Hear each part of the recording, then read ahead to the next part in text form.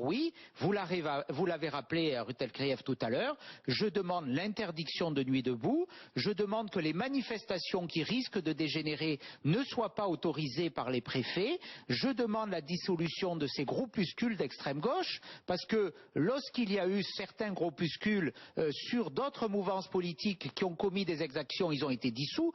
Tous doivent être dissous, y compris ceux d'extrême gauche. Pourquoi ne le sont-ils pas aujourd'hui? Parce que très sincèrement, il y a une forme de mansuétude du gouvernement vis-à-vis de ce mouvement de Nuit debout. On voit bien que politiquement, le gouvernement est paralysé, tétanisé. Il a peur que le mouvement prenne une force supplémentaire, se répande sur le territoire. Il y a le spectre de mai 68 qui plane et qui impose au gouvernement son inaction. Eh bien, aujourd'hui, le ministre de l'Intérieur et M. Valls, le Premier ministre, ne peuvent plus se contenter de condamnations, aussi pertinentes, aussi légitimes soient-elles. Il faut que les mots se transforment en actes. Alors Yann Brossard n'est pas dans le gouvernement, il est communiste, mais il est adjoint au maire de Paris, la maire socialiste Anne Hidalgo. Que répondez-vous?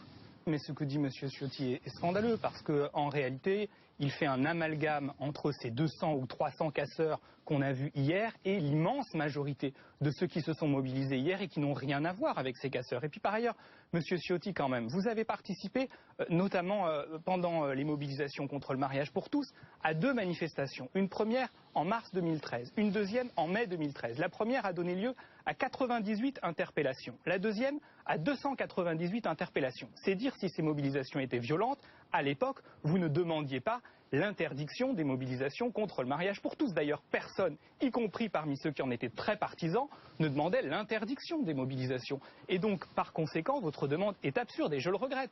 Mais vous ne pouvez pas dire d'un côté que vous êtes favorable à la démocratie et que vous ne voulez pas la mettre sous cloche et de l'autre dire on interdit Nuit debout et on interdit les manifestations. On a encore le droit en France de se mobiliser à l'occasion de manifestations. Évidemment, il faut veiller à ce qu'il n'y ait pas de débordement, lutter contre ces casseurs, mais l'interdiction est, à mon sens, absolument scandaleuse.